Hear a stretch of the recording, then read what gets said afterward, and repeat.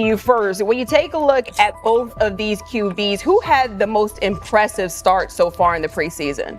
Well, to me, it was Shedeur. I didn't see any interceptions when he was out there. Didn't see anything like that. I mean, don't get me wrong. I don't think Dillon Gabriel did a bad job. I was impressed with the brother, but I'm going to go with Shedeur. You know, the pressure was on him. The spotlight was on him. Stephen A. Smith didn't just call out Dillon Gabriel. He held him accountable and made him rethink his comments. The moment Dillon Gabriel spoke and went after Shedeur Sanders, it wasn't a minor slip. He crossed the line and stepped directly into Stephen A. Smith's wheelhouse. And Smith answered with a clear, direct response that left no room for misinterpretation. The comparisons were emanating from the media more so than anybody else. And that's what I think, that's exactly who I think he was directing his comments towards. Having said that, Dillon Gabriel, respectfully, it was stupid. A very dumb comment to make. First of all, let me tell you something right now. In every walk of life, far beyond the parameters of a football field. This wasn't casual sports commentary, it was a decisive critique. Dillon Gabriel's comments were taken apart by Stephen A. Smith with clear, direct points. Gabriel, a quarterback with solid stats but limited top-level achievements, chose to take a public shot at Shedeur Sanders. Shedeur, who has handled sustained media scrutiny and on-field expectations, became the target of an unnecessary criticism. Smith responded by challenging Gabriel's standing to make that claim, and by defending Sanders on the facts. The outcome was clear. Gabriel overreached, and Sanders didn't deserve the hit. Dan Orlovsky would sit up here in comparison to Shedeur Sanders, who did no such thing, and say, hey, thought he looked better. I got to give him the edge here. I thought it wasn't bad. A pick six and a fumble, and we can get over fumbles. Have you heard anybody say that? I know it's possible. Have you ever heard anybody say, we get over? Stephen A. Smith responded immediately. As soon as Dillon Gabriel made his comments about Shedeur Sanders, Smith delivered a clear, point-by-point critique that drew national attention across the NCAA media cycle. Dillon Gabriel has a reputation as a good quarterback, not a dominant one. He can post strong numbers against opponents like Tulsa, but his performance has been inconsistent when the stakes and competition rise to playoff level. Well, those who produce get treated differently than those who don't. What he said echoes the mentality of all of America practically, and most certainly the world, as we see things being globalized more and more every day. It was a stupid, idiotic, immature comment, because clearly you were feeling the heat because a lot of people was talking about how Shedeur should be QB. Dillon Gabriel is a capable quarterback, but not a standout. Even so, he chose to talk down to Shedeur Sanders, a quarterback who has navigated constant scrutiny and pressure and still represents the future of a program that was struggling before he arrived. The comparison was weak. The criticism was unnecessary. Stephen A. Smith recognized that and dismantled Gabriel's argument with a clear, direct response. How the Browns react to this, how the locker room reacts to this, how Shedeur reacts to this, because it was a clear shot at Shedeur. But let's say Dillon Gabriel's talking about the media. How could you be a brand new quarterback in the NFL and the first time you get behind a mic after your first game, you throw the media under the bus? That's arrogance. Stephen A. Smith excels in moments like this. When Dillon Gabriel made his remarks about Shedeur Sanders, Smith responded with a focused, direct critique. He questioned Gabriel's standing to make that claim, noting that Gabriel has transferred between programs and has not been a Heisman finalist. Without theatrics, Smith laid out why Gabriel's resume doesn't justify taking public shots at Sanders. Smith's point was clear. Targeting Shedeur Sanders, a quarterback central to his program's future and consistently under intense scrutiny, was misplaced. Gabriel's criticism lacked the substance to support it, and Smith methodically showed why. Content today on his 42nd I want you to be meaner. Birthday. That's number one. Number two, after the game, the Browns head coach Kevin Stefanski said there was a mix-up in the routes and that players were in the area that they shouldn't have been. Look at Stephen A's face. Look at Stephen A's face. Look at Stephen A. Oh my Lord. The strength of Stephen A. Smith's response was that he didn't just address Gabriel's remarks. He challenged the image around him. Dillon Gabriel often presents himself as an overlooked contender ready to surprise. But the reality is that his profile hasn't commanded broad attention. It's a clear reminder that not every opinion carries equal weight. In defending Shedeur Sanders, Stephen A. was direct and precise. Shedeur isn't just a quarterback. He is Deion Sanders' son, which subjects him to scrutiny far beyond anything Gabriel has faced. Even under that pressure, Shedeur has maintained his composure, shown confidence, and delivered in key moments that helped revive a program many had written off. Stupidity, all of it.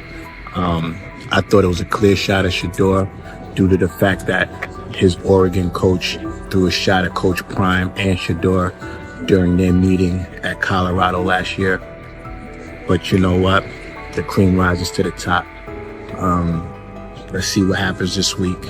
I see a lot of the media talking about they think it was about the media and not about Shedeur.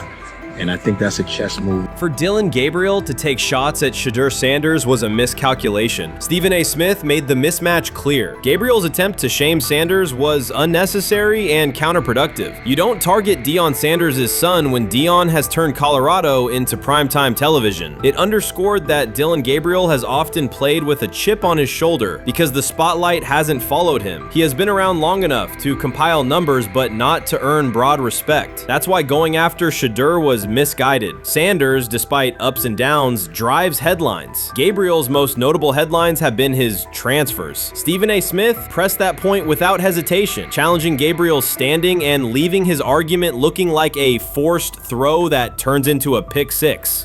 You know what? Still needs to thank me a little bit more for that restaurant I treated him and his family to, because it was big time, and stop embarrassing me by going places and trying to use coupons. That's how pathetic he is. The point is that a pick six and a fumble is usually considered a bad day. Stephen A. Smith didn't need to raise his voice to make the point. He presented Dillon Gabriel as a player whose talk outpaces his resume and defended Shedeur Sanders with clear comparisons. That's why he called Gabriel out so directly. The comparison wasn't just unfair, it was forced. Now look at Gabriel's record. The numbers are solid and he can win against average defenses, but the resume lacks defining markers. There's no sustained Heisman contention, no late season surge that reshaped the national picture, and no postseason moment that cements a legacy. The track record reflects steady production, not top-tier impact. That's the gap Smith underscored. Gabriel's criticism of Shedeur Sanders wasn't supported by what he has accomplished, while Sanders continues to carry a program under constant scrutiny. Let's see some of them step up and make some plays out there. Ain't no way. Gabriel Ain't no way. He's not built like that. No way. And this one is picked off and going back the other way. Oh my God, why did he stop playing? Now it's a foot race. And that is that. They told me bust out my AP, perfect timing. H-shot, we about to get legendary. Shedeur start the next game, baby. Shout out Dillon though, you know what I'm saying? Bro, I love you, my heart. What am I bigger than cheese, bro? You know what I'm saying? But Shedeur got it. Shedeur Sanders is a national brand who draws viewers for both performance and result. Dillon Gabriel's attempt to diminish him read as resentment. Shedeur Sanders did not treat day 4 of Brown's training camp as anything other than work. He completed 8 of 11 passes with 3 touchdowns, operating with control and accuracy throughout the red zone periods. The throws were varied, a well-placed ball to rookie Luke Floria that led him across the goal line in stride, a firm throw to Cade McDonald over middle after a quick read, and a tight window completion to Deontay Johnson at the back of the end zone with 2 defenders closing. The sequence showed timing, poise, and placement under pressure. While national attention centered on Joe Flacco's underneath completions and Kenny Pickett's option and rollout periods, Sanders produced scoring plays on schedule. The performance was not the product of broken coverages or end-of-period reps. It came within structured work, with defenders in position and the offense executing standard progressions. The accuracy rate, 8 completions on 11 attempts, reflected consistent mechanics and decisions. The operation was steady from huddle to snap to finish. Despite that session, the distribution of first-team snaps did not change. Camp logs indicated that Pickett and Dillon Gabriel continued rotating with the starters, while Sanders remained primarily with the second unit. With the first preseason game approaching, that choice drew more attention from observers who expected productive days to be followed by expanded opportunities. The question surfaced again: what additional evidence is required to evaluate Sanders with the top group? The 3 touchdowns illustrated different aspects of his profile. On the throw to Floria, Sanders used a measured trajectory to lead the receiver away from contact and into the end zone. On the ball to Johnson, he identified leverage, held the safety with his shoulders, and delivered to a precise spot at the back line. On the throw to McDonald, he eliminated the first read, reset, and drove the ball into the window before the hook defender could squeeze it. Each score reflected a particular tool: anticipation, manipulation, and velocity within standard timing. Comparisons to the other quarterbacks were straightforward. Pickett produced 2 touchdowns but placed 1 late ball that exposed a receiver to contact near the goal line. Gabriel accounted for 1 score, with additional gains coming on checkdowns and designed movement. Flacco advanced the ball in short increments without finishing drives during the same period. Sanders converted opportunities into points repeatedly and without turnovers. The rotation, however, remained unchanged. Head coach Kevin Stefanski and the staff continued to allocate first-team work to the same group, describing the process as an open evaluation. In practice, that has meant extended starter reps for Pickett and Gabriel, veteran scripts for Flacco, and second unit periods for Sanders. The disconnect between output and opportunity was notable, particularly given the stated goal of reaching an early decision at quarterback. When asked about the timeline recently, Stefanski said the preference was to decide sooner rather than later, an acknowledgement that the window for assessment is limited as preseason approaches. Speculation about motives is common in such situations. The discussion has included references to front office perspectives and ownership influence. Owner Jimmy Haslam is widely viewed as supportive of drafting Sanders. General manager Andrew Berry is known for prioritizing fit, traits, and process within the roster building model. Stefanski reports to Berry, and the practice plan reflects coaching evaluation within organizational parameters. None of that guarantees any outcome. It does explain why rotations can remain conservative even after strong individual periods. Regardless of internal views, the most useful next step for the evaluation would be a defined set of first-team snaps for Sanders to put comparable tape next to his peers. There was also outside attention on several practice segments from earlier in camp that showed Sanders throwing during lulls to non-receiver personnel, ball attendants, staffers, and assistants, while other quarterbacks were in script with full units. Those clips circulated widely and were interpreted by some as dismissive. Sanders addressed questions about it by narrowing the focus to preparation, explaining that his responsibility is to be ready for the work assigned and that he has adjusted at every level of competition, from HBCU ball to the Power 5 and now the NFL. The response matched his general approach: acknowledge the situation, maintain routine, and continue to execute when the next period begins. The broader draft day and narrative context remains part of the conversation. Sanders' college resume included efficient production and high completion rates across 2 programs, culminating in national recognition such as the Johnny Unitas Golden Arm Award. His selection in the 5th round was driven by varying evaluations of projection, scheme fit, and development timelines. The result is the current environment. He must present his case within limited windows, then wait for access to the next rung of competition. That does not make the process unfair, it makes it exacting. The best answer, for him and for the staff, is additional, comparable reps and clear tape. Fan reaction after day 4 was direct. Social accounts and comment threads filled with assessments that centered on performance rather than reputation. Sanders produced 3 touchdowns, avoided negative plays, and showed command in the red zone. Supporters pointed to that tape and asked for opportunities with the starters to verify whether the same rhythm carries over with the top receivers and linemen. The message was not about headlines. It was about the logic of evaluation in a compressed calendar. From an operational standpoint, Sanders' day reflected consistent fundamentals. His base was disciplined, his eyes matched his feet, and his timing aligned with route depths. On the Johnson score, he used a subtle shoulder turn to hold the safety before resetting and throwing to the back line. On the McDonald throw, the ball was out on the second hitch, arriving before the defenders could converge. On the Floria play, the arc and placement minimized the hit risk and maximized the run-through. Those are portable traits. They translate across units if the timing with receivers is established through reps. The staff's balancing act is real. They must prepare the presumed Week 1 starter with sufficient continuity, while also giving developmental players enough exposure to judge ceiling and floor. That tension is present in every camp. The cleanest path through it is to carve out defined first-team sequences for each competitor and evaluate the tape against comparable defenses and situations. High red zone, low red zone, third and medium, and 2-minute. Sanders' performance on day 4 strengthened the case for such an allocation. Context matters off the field as well. Earlier in the offseason, 2 speeding citations, 91 miles per hour in Brunswick and 101 miles per hour in Strongsville, prompted public comment from Barry, who emphasized standards and safety. Sanders accepted responsibility, stated that he learned from the incidents and moved on. In camp, he has kept the focus on football tasks, install retention, cadence management, protection IDs, and post-practice review. He has also continued to build rapport across position groups, including veteran receivers and defensive backs, so that timing and expectations are clear when reps arrive. None of this diminishes the experience of the veterans in the room. Flacco has decades of film, Pickett has multiple seasons of NFL starts, and Gabriel brings mobility and a defined collegiate profile. It does, however, underscore the purpose of camp, to align decisions with current performance. Sanders produced the most efficient scoring period of the day. The next logical step is to see that operation with the starting unit, document the results, and compare them to the other candidates under the same conditions. The preseason opener will compress timelines further. Install packages expand, and coaches begin to narrow personnel groupings. If the objective is to identify the quarterback who can operate the offense most cleanly on Sundays, then structured exposure now will give the staff better information later. A small but deliberate set of first-team snaps for Sanders, scripted early downs, a third down sequence, and a red zone series would provide data without disrupting broader preparation. Until that occurs, Sanders can only continue to control process and execution. Day 4 showed what that looks like when opportunities align. Efficient reads, disciplined mechanics, and finishes in the end zone. He did not seek attention for the sequence. He put it on tape. If the evaluation remains consistent with the stated competition, comparable snaps should follow. If they do, the staff will have a clear, side-by-side measure. If they do not, the question from observers will remain the same. What more needs to be seen to justify the look?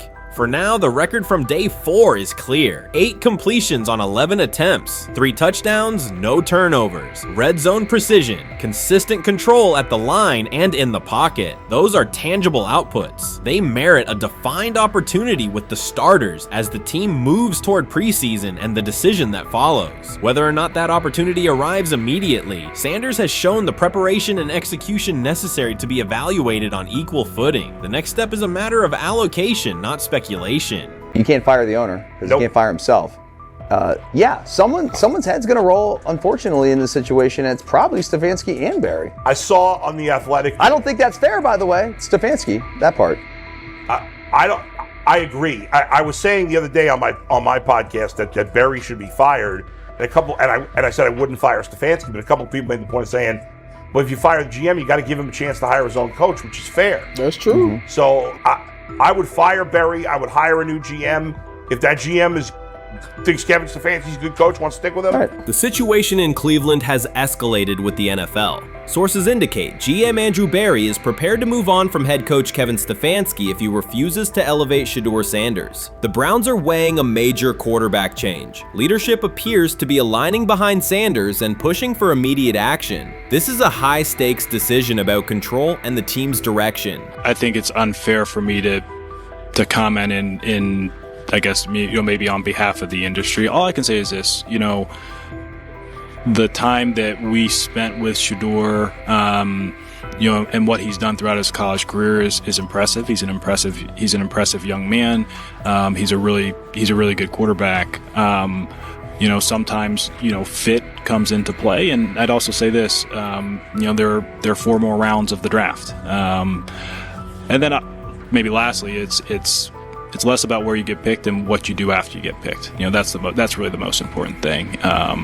And, getting to know him over the course of the spring, he has a ton of resolve. Andrew Barry appears to be at a breaking point. Pressure from fans and within the organization to play Shedeur Sanders is intensifying. Barry is pushing for a move towards Sanders, while head coach Kevin Stefanski remains cautious about altering the depth chart. The divide is clear. One side wants acceleration, the other a measured rollout. The organization is under heavy scrutiny, and the focus has shifted to when, not if, Sanders sees the field. Has the fourth highest odds of any head coach this season to be fired. He's clearly on the hot seat. It's been a discussion for really a couple years now, dating back to last season's 3-win season. And he's always had kind of hot and cold seasons. And now the sports books are saying he's fourth on the list.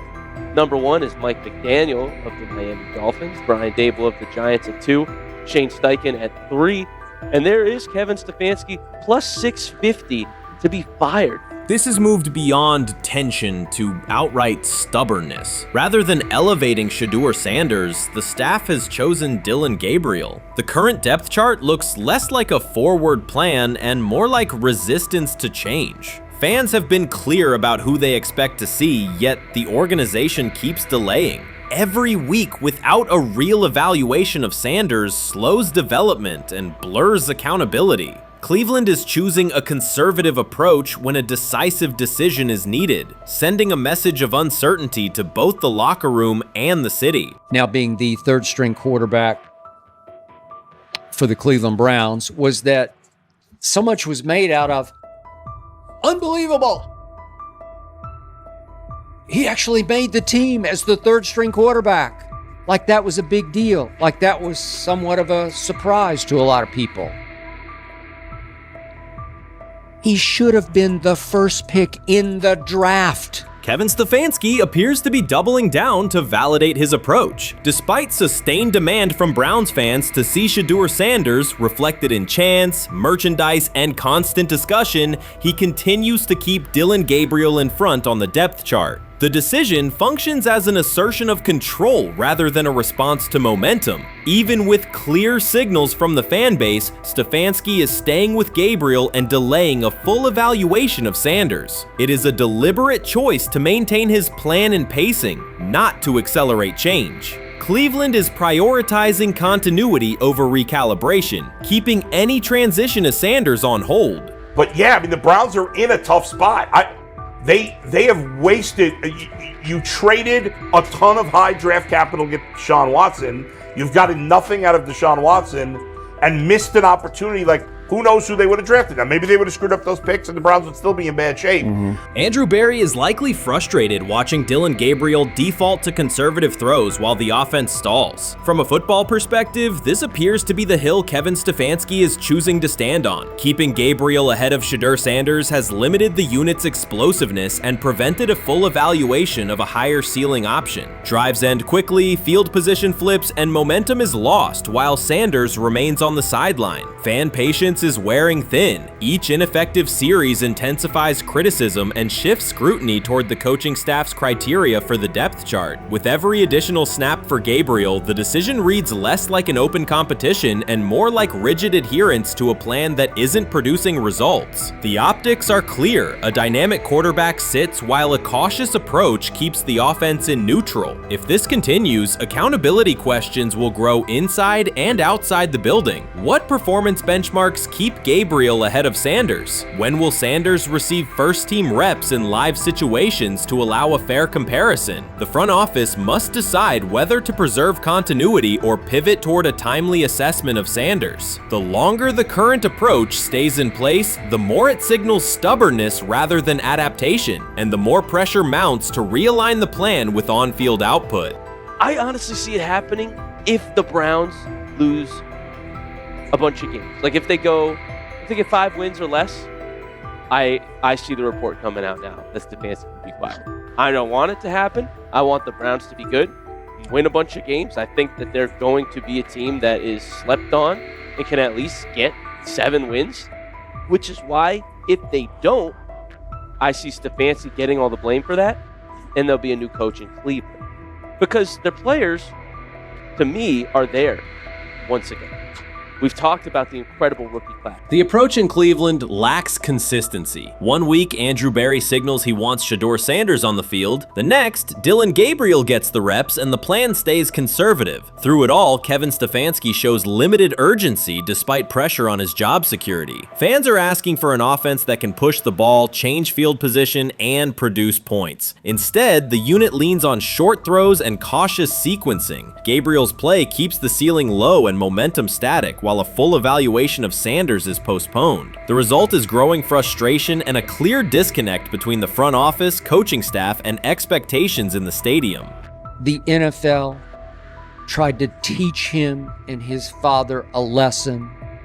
You don't act like that. You don't talk like that before a draft. We'll show you how our game is played. We will watch you plummet all the way. I think he would have gone undrafted except for that owner in Cleveland. And he is the key to everything because he is something of an against the grain maverick owner. He's kind of a wannabe Jerry.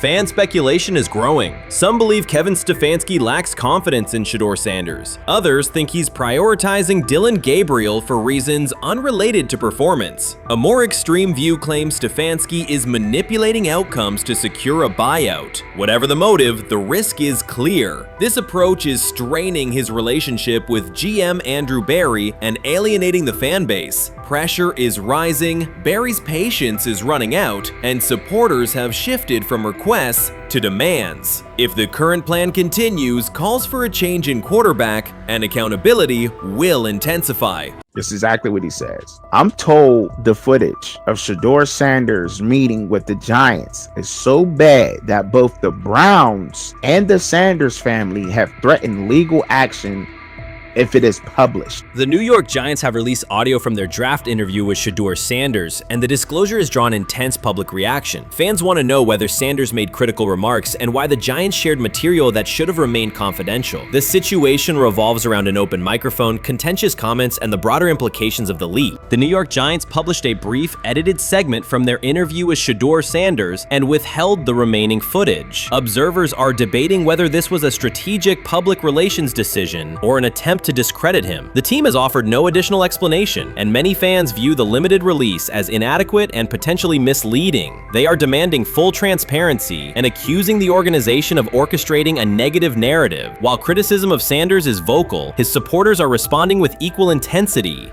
There was another team that he sat down with. What do you mean it didn't go well after that? So he was pissed that they did that to him. They did that to him. He counter-confronted the them. same thing they do to every other quarterback prospect. They did that to him. They slide in a mistake to see if you catch it. Right.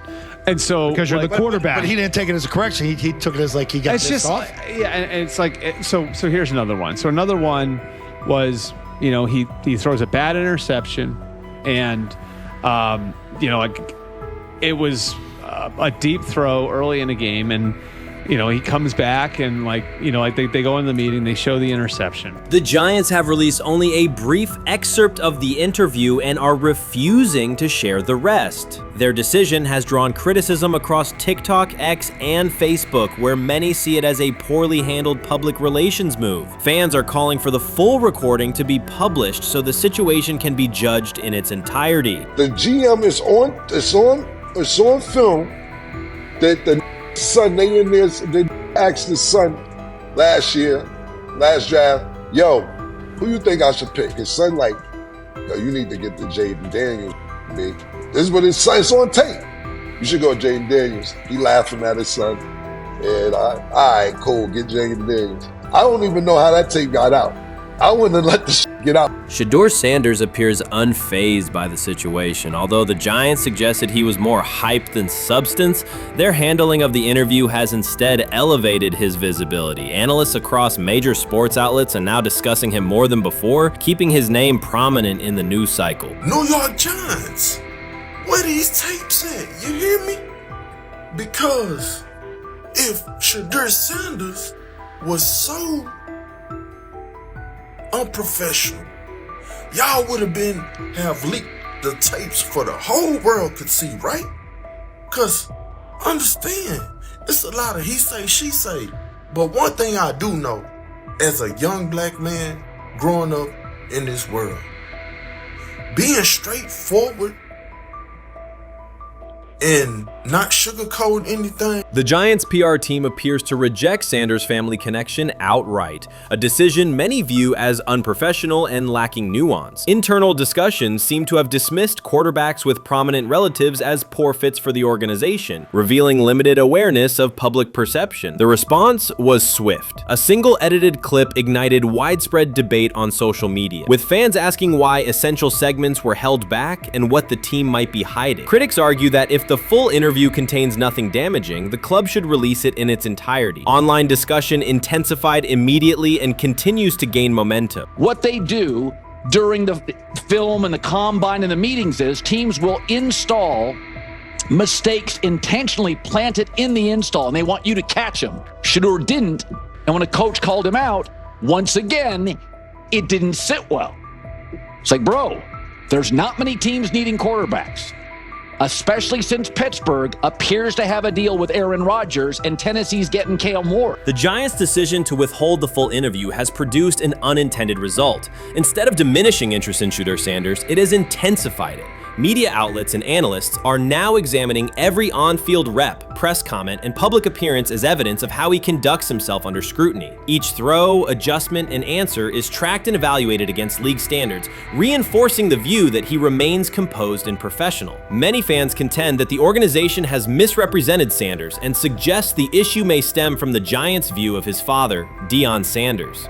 They see the partial release as an attempt to raise doubts about his character by association. That perception has only made his profile more compelling. The discussion has shifted from whether he deserves a high draft position to how effectively he withstands sustained pressure. Sanders is now regarded not just as a talented prospect, but as a symbol of resilience, central to debates about transparency and organizational strategy. Even if the Giants eventually provide more context, the visibility they have created for him is unlikely to fade. The most fun yet the most difficult thing I cover and we cover all year long is not games. It's the NFL draft. Because I've said this many times, you get lied to for a month to 2 months up to it. And so often during the draft, and every few drafts, there's a guy that really falls, precipitously falls. This year it was Shedeur Sanders, it's been Aaron Rodgers, it's been Dan Marino. Every few years somebody falls a lot. And so, but those stories don't come out until like the fall. Criticism of Shedeur Sanders from within the Giants organization has become increasingly public. Team communications appear focused on casting him as an overhyped prospect, whose character should be questioned,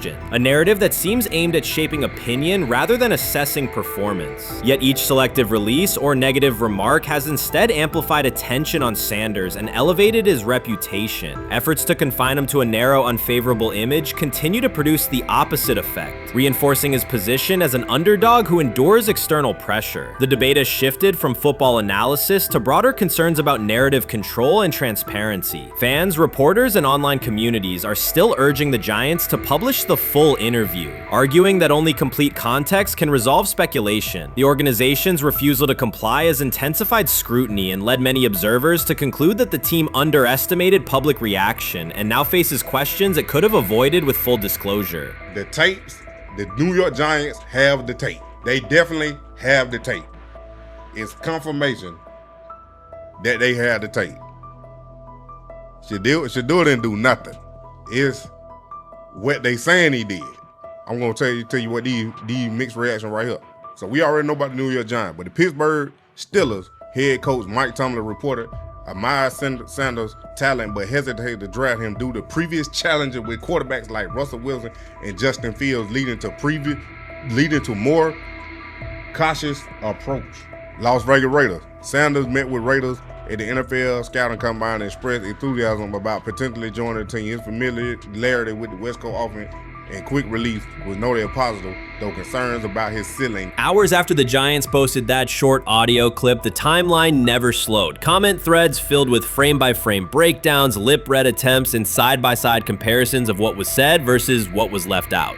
Reporters called league contacts. No one could explain why a franchise would stir this level of curiosity only to seal the vault. Each refusal sharpened focus on Shedeur Sanders, turning routine throws into national talking points. Analysts kept circling back to the same note. His cadence at the line looks unchanged, steady against the noise. Hashtags demanding the full interview, trend drop, and trend again. Podcast hosts bump scheduled segments to lead with the leak. Rival teams get asked how they would handle a similar situation, then quietly check their own archives. Inside Giants headquarters, the plan to shape the story looks less like strategy and more like a slow burn spotlight they can't switch off. And now every preseason snap, every media availability, every stray sideline camera angle gets fed into a loop that asks, what are they still hiding? The file remains locked. Curiosity keeps compounding. Until someone presses upload or steps to a podium and explains the redactions, the subject drifts away from depth charts and play design, fixing instead on secrecy, control, and the risk of underestimating how fast attention turns pressure into permanence. Momentum isn't fading, it keeps recalibrating. Louder, impossible to mute. Many observers declared Deion Sanders was finished. They argued that his public style attracted unnecessary attention, that his health had deteriorated too far, and that his coaching career was approaching an abrupt conclusion. They misread his resolve. When speculation intensified, Sanders did not schedule a press conference or issue a formal statement. Instead, he released a short video recorded at his Texas home, walking alongside recording artist Lil Wayne. The footage established two facts. Although Sanders still walks with a limp, he remains active, and he intends to return to the sideline. Reports from USA Today and ESPN confirm that Sanders had temporarily left Colorado to recover from a significant, undisclosed medical condition. He lost 14 pounds and missed several summer practices, leading to widespread debate about his future. Unofficial sources suggested complications related to previous blood clot issues, but no official diagnosis was provided. Throughout Sanders' absence, numerous media outlets framed his situation in crisis language, frequently questioning whether he would coach again. By comparison, when coaches such as Lincoln Riley paused their duties for health or family reasons, coverage emphasized understanding and patience, an imbalance that reflects a common difference in how high-profile black coaches are treated. Sanders' silence was not a retreat, it was a period of recovery. During rehabilitation, he relied on family, faith, and trusted colleagues, yet stayed connected to his program through brief online updates. The video with Lil Wayne demonstrated that he retained strong support from influential friends, countering narratives that portrayed him as isolated or on the verge of retirement. The visual evidence showed that his setback is temporary, and that he remains determined to lead Colorado into the forthcoming season. Since accepting the Colorado position, Sanders has dramatically elevated the program's national standing. He first drew national attention to Jackson State and the broader HBCU football landscape, then moved to Boulder and transformed a one-win team into a central storyline in college athletics. His approach, combining hip-hop culture, direct communication, and open expressions of faith, has challenged conventional expectations for head coach behavior. Each step forward has been met with heightened scrutiny. His time at Jackson State was labeled a publicity stunt, his departure for Colorado was framed as abandoning HBCU culture, and his social media presence has been cast as distraction from traditional coaching responsibility. Critics often magnify Sanders' missteps and question his motives, while comparable actions by other coaches receive neutral or sympathetic coverage. Showings of enthusiasm from Brett Favre and disciplinary intensity from Nick Saban are celebrated as competitive passion, yet Sanders' displays of confidence are frequently labeled arrogance. The discrepancy illustrates deeper biases rather than differences in performance. Sanders' success challenges entrenched expectations of how a college football leader should look, speak, and act, especially a black coach who refuses to downplay his identity. During his convalescence, Sanders maintained close communication with his staff and athletes, reinforcing the standards he had established: discipline, accountability, and belief. The program's daily messaging continued to emphasize preparation and resilience, signaling that Sanders' influence persists even when he is away from campus. Athletes echoed his mantras during workouts, confirming that his leadership extends beyond physical presence. Sanders acknowledges the seriousness of his medical challenge, but has refused to let it define him. He has publicly discussed leaning on scripture and prayer, explaining that his purpose as a mentor, father, and coach extends beyond personal adversity. In that context, the video of him walking in the Texas sun was less a strategic media effort than a straightforward demonstration of continued commitment to his team and mission. Colorado still requires Sanders' vision, Prior to his arrival, attendance was low, national media attention was minimal, and recruiting momentum had stalled. Sanders' leadership brought renewed energy, authentic identity, and higher standards of accountability. Players who previously lacked representation in college football leadership found a coach who shares, affirms, and elevates their cultural background. Sanders supplements conventional coaching priorities, scheme, fundamentals, and execution with empowerment initiatives that cultivate self-confidence and authenticity. As preseason camp approaches, Sanders intends to resume full involvement, even if medical recovery remains ongoing. His presence is expected to restore on-site leadership, stabilize the locker room, and direct media coverage toward on-field progress. For Sanders, the objective extends beyond compiling wins and includes completing a cultural transformation that expands how success and leadership are defined in modern college football. Those who predict his decline overlook the underlying traits, faith, perseverance, and purpose that have supported Sanders throughout his career. Doubts, rumors, and disproportionate scrutiny have followed him from playing days into coaching, and he has consistently responded with results. His current health setback is another obstacle, not a conclusion. The broader initiative he leads, centered on authenticity, opportunity, and high standards, continues. When Sanders returns to the sideline, it will mark the next stage of a movement he has guided from Jackson State to Boulder. The recent period of quiet has been strategic rather than passive. Instead of defending himself in daily briefings, Sanders focused on rehabilitation, remote program oversight, and family support. Each brief social media message reinforced a consistent theme: faith and preparation. He has articulated gratitude for medical professionals and has reiterated that his mission at Colorado is unfinished. His public references to scripture have been direct but measured, aligning with his long-standing practice of integrating faith into leadership. By walking through his ranch with Lil Wayne, Sanders signaled continuity. The clip underscored that influential supporters remain engaged, that Sanders' broader network values his vision, and that he remains capable of navigating physical challenges. The visible limp was not evidence of imminent retirement. Rather, it documented the reality of ongoing recovery and the resilience with which he approaches each obstacle. Colorado's athletic administration and football staff continue to affirm Sanders' program direction. Recruitment communications cite his established record in fostering cultural relevance and national exposure. Prospective athletes respond to a coach who presents a transparent path to development, both on and off the field. Current players refer to Sanders' coaching points with clarity, citing specific drills and expectations that remain unchanged during his absence. These indicators demonstrate that the core structures Sanders implemented are functioning and that his return will be an amplification, not a restart. Criticism regarding Sanders' public persona often conflates media style with coaching substance. Analysis from opponents suggests that social media engagement dilutes football preparation, yet Sanders' staffs emphasize time management and delegation. Defensive and offensive coordinators handle in-game adjustments while Sanders directs overall culture, recruitment, and leadership. He has articulated that visibility serves to amplify program accomplishments and enhance player opportunities, not replace strategic football planning.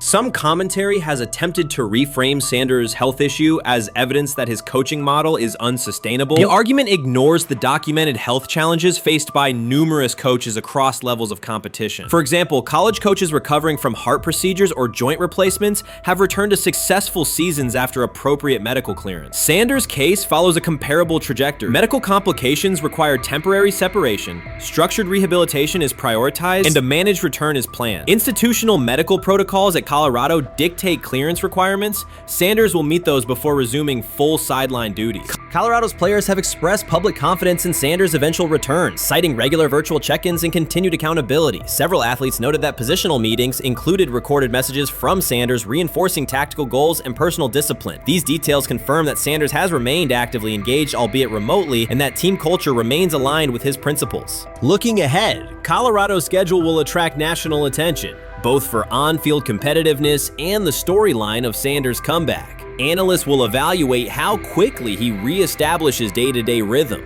and whether his physical limitations influence practice oversight. Internal planning accommodates gradual escalation of responsibilities, with medical staff and strength and conditioning personnel contributing to phase reintegration. The broader significance of Sanders' return extends beyond Colorado. His visibility continues to challenge prevailing narratives about leadership styles and pathways in college athletics. By prioritizing authenticity, open articulation of faith, and cultural expression, Sanders offers a contrasting template to more conventional models. His eventual recovery and sideline presence will reinforce the argument that diverse leadership profiles can succeed in elite collegiate competition. In summary, rumors of Deion Sanders' coaching demise were premature. Verified reports confirm a substantial but temporary medical setback. He used the time away to focus on health, sustain program engagement, and rely on a support system anchored in family, friends, and faith. His recent public appearance demonstrated active recovery and reaffirmed his intention to resume leadership in Boulder. The forthcoming season will test Colorado on the field, but it will also underscore the durability of Sanders' vision, one that combines competitive ambition with cultural resonance. Observers who continue to question his longevity overlook the resilience and purpose that have defined his career. Sanders' return is imminent, and the movement he leads remains intact. They say training camp decides depth charts, but Shedeur Sanders began fighting for his job long before he will step inside the Browns facility. While most first-year players squeezed in one last vacation, he slipped onto a private field in Texas, strapped on Cleveland's helmet and shoulder pads, pulled a fresh number 2 jersey over his chest, and started rifling timing routes as if it were the opening drive of week 1. No cameras, no hype track, no product placement, just sweat, cadence, and ball placement. A rookie does not rehearse in full game gear unless he already envisions himself commanding the huddle. Plenty of observers shrug that clip off. They insist the 5th rounder, quote, isn't ready, cling to depth chart conventions, or whisper that the name across his shoulders did most of the talking on draft day. Maybe it is the Deion connection, maybe it is a preference for prospects who blend quietly into the background, or maybe the league's gatekeepers fear the possibility that the kid is better than the quarterbacks they have spent months promoting. Whatever the motive, the countdown has started, and video rarely lies. Shedeur Sanders is not preparing to arrive. He is preparing to lead.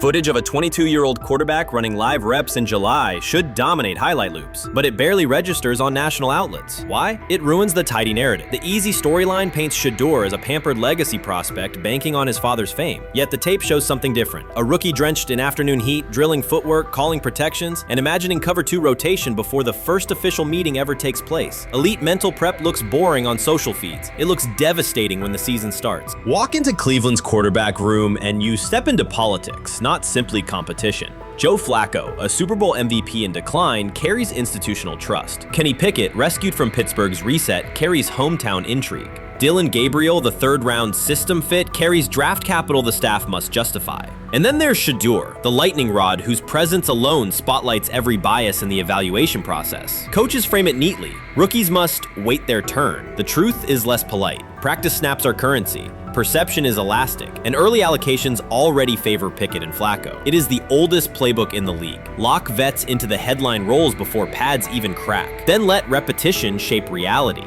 Sanders refuses to cooperate. He is not a 4th-string camp arm. He has engineered game-winning drives under national scrutiny, operated against live blitz looks most prospects never face, and more than any quarterback in the room, documented his own off-season obsession. No social media rollout, no brand consultant, just pads, cleats, and an unlit practice field. If his last name were Smith, pundits would label him the sleeper of camp. Instead, politics trails every throw. Training camp rotations expose organizational intent. Beat writer Fred Greetham already reports that Pickett and Flacco will open with first-team reps when veterans report July 23rd. Gabriel grabs the developmental snaps, leaving Sanders the leftovers. That isn't performance-based, it's narrative-safe. Gabriel doesn't threaten hierarchy, Sanders bends gravity. Watch the details. Does Shedeur steal 11-on-11 snaps with the 2s? Does he run red zone installs or 2-minute drills? If he does, coaches are admitting he is forcing his way in. If he doesn't, they are postponing the inevitable. Either way, the private field reps have sharpened his timing and condensed his release. He is not hoping for an opportunity, he is prepared to seize one the instant it appears. Cleveland's joint practices amplify that tension. First come live periods against the Panthers, then sessions with the champion Eagles. Those reps belong to the starters, so Flacco and Pickett will absorb most of Carolina's disguised pressure and Philadelphia's exotic fronts. Sanders' proving ground will be the preseason opener on August 8th. Under the stadium lights, he will get entire series, real reads, pockets collapsing for real. If his command mirrors the footage from Texas, coaches will have to answer why he never saw earlier work. Reps are scarce. 10 padded practices separate veteran arrival from game 1. Even an even split, something that never happens, would hardly suffice. Instead, the staff will funnel snaps toward the comfortable choices. That strategy can bury a rookie, but it can also spark an eruption when limited opportunities turn into highlight drives. One flawless touchdown march in the second half of a preseason game, and the dog pound will chant his name. Then the staff's narrative control evaporates. Criticism of Sanders has never matched the scrutiny applied to his peers. Analysts nitpick a ball pat, a foot angle, a pump fake, Pickett's inconsistency, Flacco's diminishing velocity, Gabriel's college system crutches. Discuss politely, if at all. With Shedeur, the critiques arrive as coded doubts. Does he rely on the family brand? Is he coachable? Can he stay humble? That double standard is as old as the league's resistance to outspoken black quarterbacks. Add Deion's unapologetic persona, and each Sanders rep becomes a referendum on establishment comfort levels. Shedeur answers not with rebuttals, but with work. Work captured in silent footage more deafening than any debate show monologue.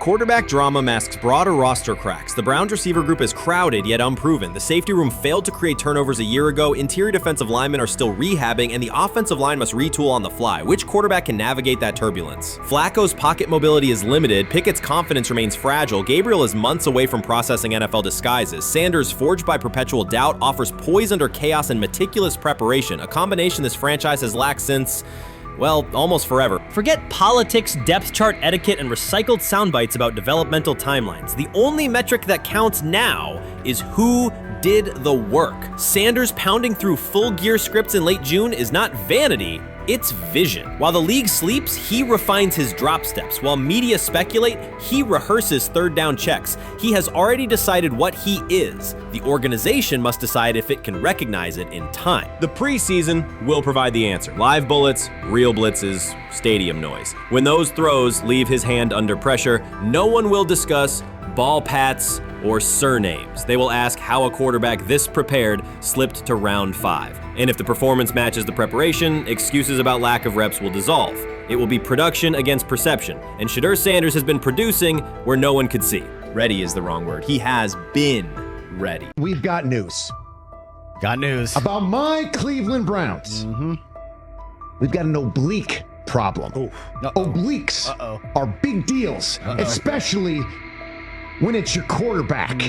Now, he might be 4th on the depth chart, but he was number 1 in the preseason game last week, and he did a great job. 138 yards, 2 touchdowns. Shedeur Sanders has an oblique injury. That is not good. I do not like this. I hate this because I want to see more reps for Shedeur Sanders. Shedeur Sanders, a projected breakout this season, has been sidelined unexpectedly. The Browns coaching staff confirmed an oblique injury significant enough to keep him out of all activity. No reps, no drills, no warm-ups. Concerns are rising about how this may affect his momentum and force adjustments to the team's plan. The focus now is his recovery timeline, the impact on his development, and the next steps for the quarterback depth chart. Browns rookie quarterback Shedeur Sanders injured his oblique during practice today, putting his status in doubt for Saturday's preseason game against the Eagles. He's the latest quarterback on Cleveland's roster who has dealt with a health issue, joining fellow rookie Dillon Gabriel and Kenny Pickett. Sanders, who is trying to fight his way up the Browns depth chart, started the preseason opener last week and threw to practice. So how concerning is this for Shedeur as he is trying to, again, make his way up the depth chart, be QB2, potentially QB1 in the future? Dillon Gabriel taking Shedeur Sanders' QB1 spot after Sanders suffers an oblique injury is more than a roster change. It signals the staff is choosing urgency over efficiency. You do not replace a quarterback operating near a 70% completion rate with one coming off a 32% outing unless the decision is driven by desperation or poor evaluation. That is not strategy, it is avoidable loss of production. The impact on accuracy, timing, and drive sustainability is clear, and the difference is apparent to anyone watching. Well, here's what we know. I mean, after practice, Kevin Stefanski, the head coach of the Cleveland Browns, was not available to the media, but I did talk to him on the field as the players were coming off, and he told me that Shedeur Sanders complained of oblique soreness during the warm-ups this morning. Shedeur Sanders' absence isn't just a gap in the lineup, it's a setback for the entire offense. He thrives under pressure and makes throws others won't attempt. When he's healthy, every pass has intent, every drive has rhythm, and opposing defenses know they're in for a long day. Replace him with Dillon Gabriel and the defense senses an opening. Corners press tighter, safeties cheat down, and linebackers blitz more aggressively because they don't expect the same timing, velocity, or accuracy. Yes. I mean, yeah, I'm a fan. I'm not even going to try to hide it. Rich gets You guys are fans. Like, you guys talk about the Cleveland Browns quite a bit. Yeah, it's almost annoying to me. It aggravates people. Like, people don't like the fact that Rich talks a lot They about must love Shedeur. I'm here. But it's like, you have a friend, and that friend's child is following in the family's footsteps. You want them to do well. I don't know why people have such an issue. I know Rich is supposed to be impartial, but it's kind of hard when you have that type of tie to it. But yeah, I'm rooting for Shedeur, man. And Dillon Gabriel's 32% completion rate isn't just poor, it's untenable at this level. A number that low needs no context. It means 2 misses for every completion. Weather, opponent, and play calls are secondary when efficiency is that limited. That output does not sustain drives or keep the full playbook viable, yet he is starting while Shedeur Sanders is sidelined. The contrast is clear. Sanders brings accuracy, timing, and command. Gabriel's recent performance reflects inconsistency and missed opportunities. Choosing Gabriel under these circumstances reduces offensive reliability and invites defensive pressure. It is a decision that sacrifices efficiency and field position. So it'll be interesting to see what happens with Dillon Gabriel, but to the Shedeur Sanders point, it is unfortunate because I thought he was gaining some momentum. I know the practice that they had before they left for Philly, Daniel Oyefusi reported that he actually took the most reps of all of the quarterbacks. And that was the first time that had happened. It was the first time that he had went ahead of Dillon Gabriel, practicing with the twos, etc. So, like, coming off that stout performance against the Carolina Panthers, he was gaining momentum. If this were a clean evaluation, there would be no debate. Shedeur Sanders is the clear choice. He's accurate, composed, and consistent with a track record of high-level production. Dillon Gabriel remains a question mark, and not the kind that stresses defense. He's the kind that makes coaches consider leaning on the run to limit risk and protect field position. The reality is that injuries create openings for players who haven't earned them. Gabriel has stepped into QB1 while Sanders is out, but that reflects circumstance, not superiority. We don't know the severity of this oblique injury and whether it will even keep him out of Saturday's game against the Eagles. As for moving up the depth chart, I'm the Browns preseason sideline reporter. I was there Friday night when he burst onto the stage and set the NFL world buzzing. And yes, his demeanor was tremendous. His poise was tremendous. He did the things that were asked of him. But at the end of the day, he wasn't actually asked to do all that much. The real concern is how this could attach to Shedeur Sanders' reputation. The NFL is unforgiving about availability. An oblique injury for a quarterback isn't minor. It affects mechanics, torque, and timing. Even with a strong return, the injury-prone label can linger. For the Cleveland Browns, or any team seeking stability under center, that perception is toxic. Teams don't want a player they fear won't make it through October. That's the risk. Talent doesn't always overcome league politics. Once questions about durability start, they rarely fade. They surface in contract terms, roster decisions, and sideline evaluations. So Shedeur Sanders is injured again? If you were following along on social media today for the Browns' first joint practice in Philadelphia against the Eagles, wow, you were in for a tumultuous ride. I mean, all the reporters, both Browns and Eagles reporters, were pretty much flabbergasted at the fact that Shedeur Sanders was taking 0 team reps during the day, and even Tyler Huntley was getting team reps instead of Shedeur. And then it came out, obviously, everybody's speculating. There's people calling for Kevin's jobs, and before I go any further, I don't blame anybody. Ever. Meanwhile, Dillon Gabriel's numbers should be sidelining him, not elevating him. A 32% completion rate isn't a dip, it's a warning sign that points to issues with field vision, timing, and receiver cohesion. That's the quarterback taking snaps while Shedeur Sanders is out. Put their work side by side and the gap is obvious. Sanders shows consistent placement, timing, and footwork that reflect high-level execution.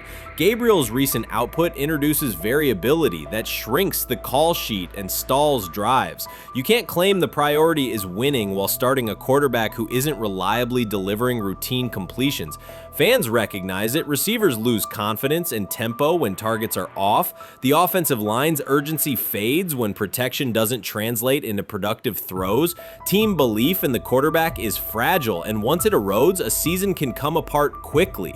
We could be looking at, 3/4 of Snoop and maybe 1/4 of Dillon Gabriel. Not really exciting for the fans. Of course, it would be nice to see what Dillon looks like. Did spend third-round capital on him. If you're Dillon Gabriel and you're a rookie, is not going to be you on want to this get team. healed. You want the reps. You want to take these reps. So what do you do to prepare yourself and get ready? Because man, when rookies get injured, it's like these reps are so valuable. Yeah, sets him back a lot. We do have some video here. Mike Garafolo had some video of Jalen Hurts kind of helping Shedeur use his cart to get off the field here. Shedeur Sanders changes the entire equation. His presence under center keeps defenses honest, keeps teammates engaged, and expands the coaching staff's options. You can call vertical shots, open the playbook, and control the game's tempo. Dillon Gabriel limits that. With him, the playbook narrows, drives stall, and the defense ends up on the field too long trying to compensate. The Cleveland Browns are not in a position to gamble at quarterback. This is a franchise with a difficult history at the position. With Gabriel, the issues are visible from the stands. A 32% completion rate won't jump to 60% with a few extra reps. If anything, it will decline as defenses present looks they would not risk against Shedeur. And that's the core issue. Shedeur Sanders at 80% is still a better quarterback than Dillon Gabriel at his best. That isn't exaggeration, it's the numbers. If Sanders is a 70% passer when healthy, even a drop to 60% keeps him well ahead of where Gabriel is now. Yet the team is rolling with the quarterback who isn't delivering routine completions. Every week Sanders is out, his hold on QB1 loosens. That's the hard truth. The longer Gabriel stays in the role, the more coaches cite continuity and chemistry to cover what's happening on the field. Every throw and every drive has to be a statement, not just to win, but to erase any notion that Gabriel is a legitimate alternative. In the NFL, QB1 isn't handed back because you used to be the best option. You have to take it.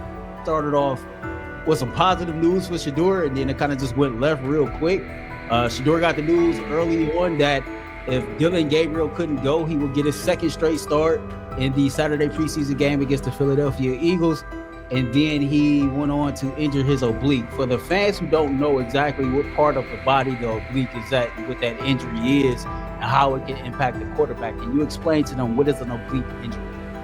It's like up in this area, right? Well, you can't see me, but like right up in here, you know, when you go to throw, like obviously that's all that. So the truth is straightforward. The Cleveland Browns, or any team in this situation, aren't going anywhere meaningful with Dillon Gabriel under center. You can frame it as progress and point to selective highlights, but reality will level it out, and by then the season is already slipping. Shedeur Sanders is the difference between a team with a path forward and a team playing out the schedule. He reads coverages, delivers on-time throws, and forces defenses to respect every level of the field. Gabriel turns the offense into guesswork. The NFL is built on results, and the results are clear. Gabriel's 32% completion rate functions as a warning sign. It doesn't need context, a clinic, or a film session to explain. It signals inefficiency that stalls drives and compresses the playbook. Yet he has been handed the role Shedeur established through precision, composure, and production. That decision undercuts the stated goal of winning. With Sanders, the offense retains structure, rhythm, and threat. With Gabriel, it narrows and exposes the defense to longer stretches on the field. Honestly, guys notice it more when you're out winning games, right? If Cleveland starts off in a bad start, they're not doing well, and all of a sudden Shedeur or Dillon Gabriel are doing well in 7-on-7. They're throwing dimes. And practice drills, the number one defense can't stop them. People take notice of that. And the more that the players see it, they're going to, then the comments start happening over the lunch table. They start happening throughout the building, and that's when the pressure really will get severe. The Cleveland Browns were focused on resolving their quarterback situation until Jason Kelce made pointed comments that triggered a strong reaction from ownership. The response inside the organization was immediate and intense. What exactly did Kelce say that has the dog pound on edge and the front office under pressure? We've seen that miserable game by the Cleveland Browns. So they throw Joe Flacco in there, and I like Joe Flacco. He did good, but they gave him the resource of all the first team guys. Then they throw Dillon Gabriel in there with first teams and second teams. So Dillon always is getting protected. The same thing again, they gave this scrub max protection on every play. Yeah, he completed some passes, but let's talk about his mistakes. He's still inconsistent with his throws, but he at least had max protection. The Cleveland Browns continue to be defined by inconsistency and avoidable setbacks. Even as fans hoped the organization had turned a corner, Jason Kelce, fresh off retirement, offered a direct critique that reignited doubts about the team's direction. His remarks implied the franchise's structure and decision-making remain unstable and recent progress may not hold. The takeaway for leadership is straightforward. Identify core issues, align on a coherent plan, and execute with discipline. For supporters, it's another sign that the problems run deeper than a single season. They throw Shedeur Sanders in there with the lowest cab drivers you couldn't even get on 5th Street. And I'm pissed off, bro, because the play calling was abysmal. Look, even if you don't like Shedeur didn't even get a chance to be trash. Even if you think Shedeur is garbage, he didn't even get a chance to be garbage. That's how awful the offensive line was. Kevin Stefanski still doesn't want to give Shedeur second strings and first strings reps. Why is that? Browns ownership's response shifted from measured to urgent. The pattern is familiar in Cleveland. The team once treated Johnny Manziel as a franchise solution, retained Hugh Jackson for a second year despite results, and invested heavily in Deshaun Watson through a costly trade and contract. These decisions reflect aggressive but poorly aligned planning. The outcome has been continued instability instead of sustained progress.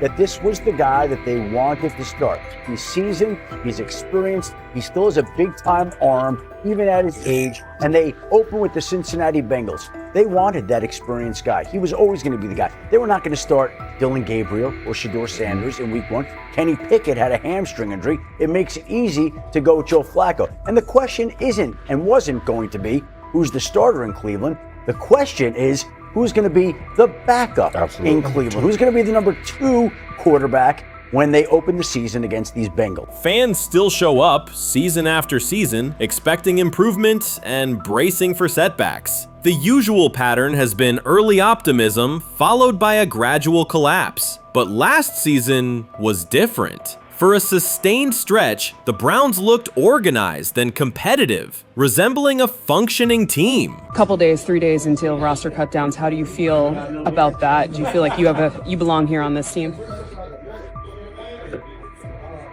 Obviously, I think overall as a player, I feel like I put in the work. I feel like everything I do, I try to do it to my best, and that's all I ask for. So I feel like everybody feels like, they should be on the team, and if you ask anybody on the team, would they feel like they belong, in their own eyes. So I feel like I do, but I'm my own player, I think about myself in a high regard. The front office entered the offseason confident. Kevin Stefanski was being praised, and the Dog Pound believed the team had made real progress. Then Jason Kelce delivered a pointed assessment that cut through the optimism. Fresh into retirement, the former Eagles All-Pro and Super Bowl champion said Cleveland still looks like a team patching over issues rather than building a durable contender. Kelce's view was direct. The Browns' structure is fragile, and the roster is too dependent on perfect health at quarterback. He argued the team is one injury away from losing continuity and sliding backward. Because Kelce has operated inside a stable, championship-level organization, his comments carried weight with players, media, and fans. The reaction was immediate. People took his critique seriously, not as outside noise, but as an informed evaluation of how a successful team should be built. Ownership also felt the impact. Jimmy Haslam's response shifted to urgency, a sign that leadership recognizes the stakes. The criticism arrives in the context of prior high-risk decisions, especially the fully guaranteed $230 million commitment tied to Deshaun Watson. Watson has missed time and shown inconsistency when available, and the contract has constrained flexibility. Kelce's remarks highlight why depth, alignment between the front office and coaching staff, and a clear contingency plan at quarterback are non-negotiable. The takeaway is straightforward. Cleveland must convert last season's progress into a stable framework, protect the quarterback, deepen critical positions, and establish a plan that survives injuries and short-term setbacks. Without that, the games that fueled optimism will remain temporary. If you're a betting man, who do you think starts for the Browns at quarterback? Okay, this is the situation. Kenny Pickett, they actually traded for him. Joe Flacco, no one's bringing Joe Flacco in the building thinking Joe Flacco's going to be the starter. If Joe Flacco is your starter, you got a problem. You have a huge problem. And if they were saying Shedeur was the starter as the 5th rounder, you got a real problem too, because he passed over all these guys in these reps in the offseason in shorts, in bikini shorts, Speedos and stuff.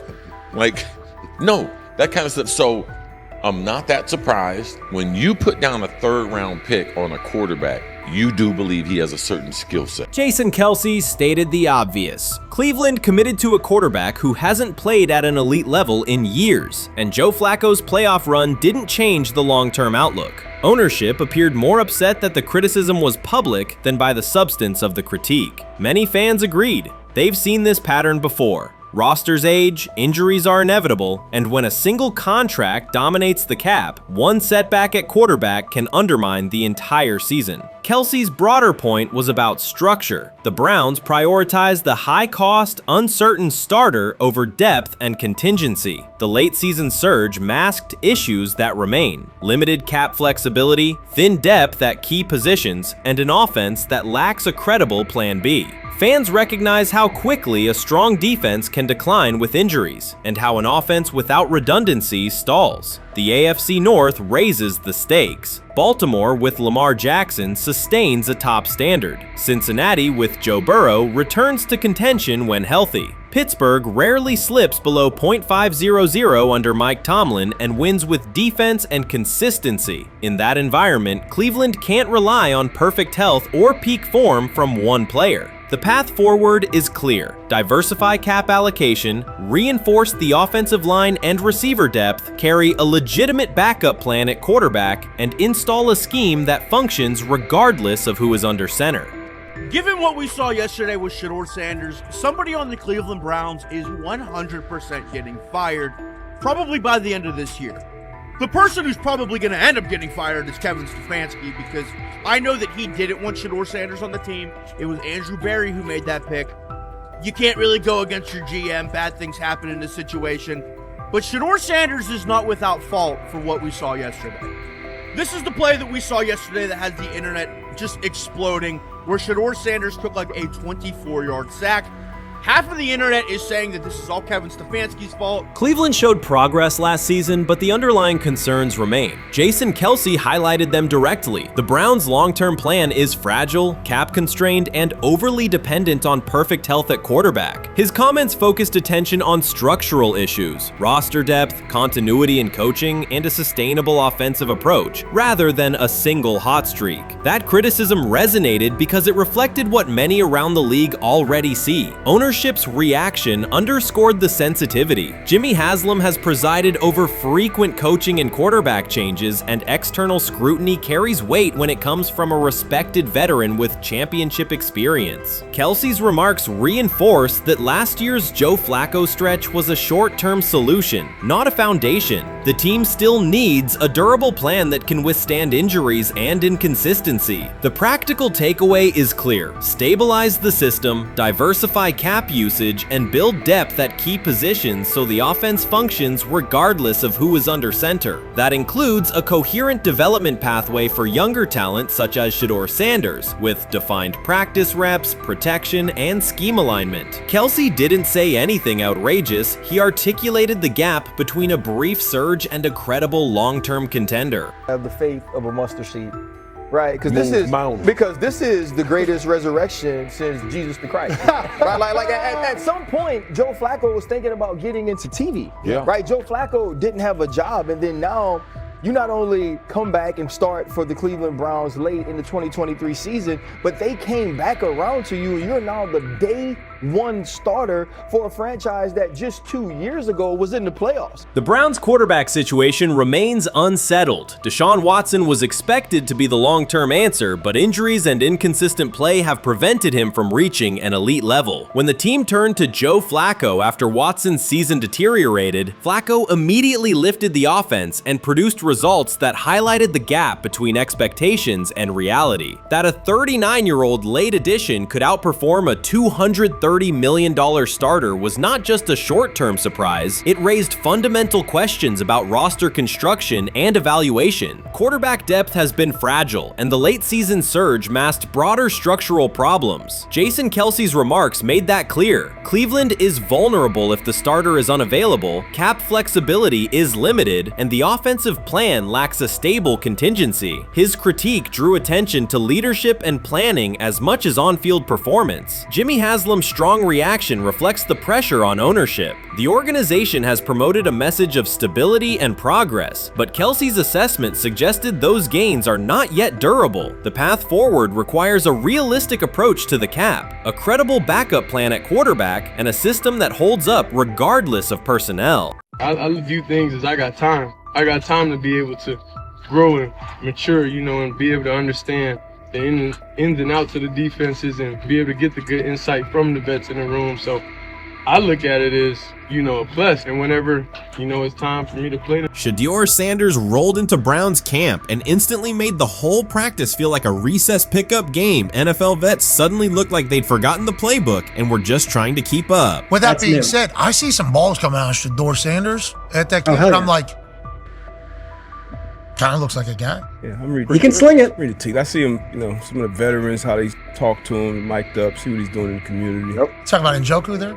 Njoku, Mike Knapp. Yeah, once you see, different little interactions and things like that, I know he has the talent. We'll see. It'll be a competition that usually brings the best out of guys, especially young guys. So I'm interested to see how that quarterback situation. Right after Shedeur Sanders tightened his cleats and the Browns settled in for what they figured was a routine camp day, the whole vibe tilted sideways. No blazing comet, no UFO touching down at midfield, just a swagger-charged quarterback striding in like he'd crashed the wrong league and thought, yeah, I'll stick around and run this show. The Browns had no clue what storm was rolling in. You'd expect an NFL team to do a quick scout, maybe pull up a highlight reel or two, but nope. They greeted Shedeur with a shrug, only to watch him seize the field on snap one and run the whole operation like a seasoned pro. First and foremost, he's been the best quarterback in camp. Now look, Joe Flacco ain't had many opportunities. There was a whole day I saw he didn't throw the ball at all. Here's my theory on the situation. They already know who's starting in the number 2 is. They already know. Joe Flacco and Shedeur Sanders is already locked up. You're missing the boat, people. You're missing the boat. Your boy, Kenny Pickett and Dylan Gabriel, they're fighting. Shedeur didn't merely clock in, he hijacked the session. One moment he's loosening his arm, the next he's roasting veteran QBs like faded names on busted draft boards. Defensive coordinators everywhere had the same gut punch reaction. His pocket poise, straight disrespectful. His timing, psychic, and every pass left his hand like it was laser guided to its mark. While Shedeur Sanders was slicing up routes, the Browns secondary looked less like an NFL backfield and more like a gaggle of dads sprinting through a Saturday fun run. Big on enthusiasm, short on closing speed. Coaches fought the urge to slam the emergency horn. Players traded wide-eyed, "Are we serious?" stares, and someone even double-checked that a hidden camera crew wasn't about to pop out of the tunnel. But nope, this was pure Shedeur. Half cold-blooded surgeon, half highlight factory. He wasn't dropping a casual "I'm here," he was crafting a masterclass. From the first rep, the tempo changed. Shedeur Sanders accepted the snap with steady footwork, diagnosed the Browns' single high shell, and delivered a tight window seam route that forced the free safety to recover late. Throughout the period, he manipulated leverage with quick shoulder fakes, moved through full field progressions, and released on time from a balanced base, consistently putting the ball on his receiver's upfield shoulder. Cleveland's coverage struggled on multiple fronts. Safeties hesitated between deep half responsibilities and underneath support, creating voids at 15 to 20 yards. Cornerbacks and off-man were caught in trail position when Sanders used rhythm throws on 3-step drops, while those who tried press technique had their inside hand neutralized by his receivers' outside releases. Linebackers widened to match shallow crossers, leaving the middle hook unguarded for pivot routes and option digs. One corner attempted a line of scrimmage jam. Sanders immediately adjusted the route to a back shoulder fade, releasing the ball before the break and rendering the press ineffective. Over the session, he showcased pocket discipline, reclimbing to maintain throwing lanes rather than drifting, and finished with a series of anticipatory throws against cover 2 cloud, fitting vertical outs between the flat and deep half defenders. Sanders' combination of rapid post-snap processing, precise ball placement, and pocket efficiency exposed coverage mismatches at every level and highlighted communication gaps in the Browns secondary. By mid-session, the Browns defensive staff clearly recognized their calls were outmatched. Every adjustment, a roll to cover 6, a simulated pressure, a late rotate to 2 high, was neutralized once Shedeur Sanders confirmed the post-snap picture. Routes that had taken weeks to script were beaten by timing and location. Comeback set at 12 yards broke open before the corner's transition. Slot seam outs dotted the void between the flat and deep half defender, and boundary receivers beat press with quick hand techniques, receiving the ball before the trail man could recover. Sanders' command was methodical. He used cadence to freeze plug blitzes, re-ID'd the mic when linebackers sugared the A-gaps, and maintained a firm base so he could reset and fire without resetting his feet. His receivers benefited from that rhythm. Top of the stem, eyes back. Ball delivered on their upfield shoulder, allowing immediate transition to YAC. The Browns front tried a late stunt to compress the pocket. Sanders climbed 2 steps, re-spotted the shallow crosser, and delivered in stride, turning a potential sack into a 20-yard gain. What stood out most was how little ramp-up Sanders needed. From his first series, he processed full field concepts at tempo, cycling through progression reads without hitching. The poise under interior pressure, consistency in ball placement, and ability to manipulate zone defenders left the Browns' coordinated disguise packages ineffective and forced them into static coverage by the end of the period. In short, Sanders' efficient mechanics, rapid processing, and anticipatory accuracy rendered Cleveland's defensive game plan ineffective at every level, from pre-snap disguise to post-snap spacing. Imagine there's many people that think Dylan Gabriel's a better quarterback than Shedeur Sanders. I don't care where they were drafted. If the Browns are the one team that thinks that, then I'm going to suspect it's not true. They don't know what listen, they're I've doing. been on every quarterback evaluation for 30 years. Right. I never root against anybody. Yeah. But I'd be surprised if Dylan Gabriel's ever a legitimate starting quarterback for the Cleveland Browns. I'd be surprised. I just don't think.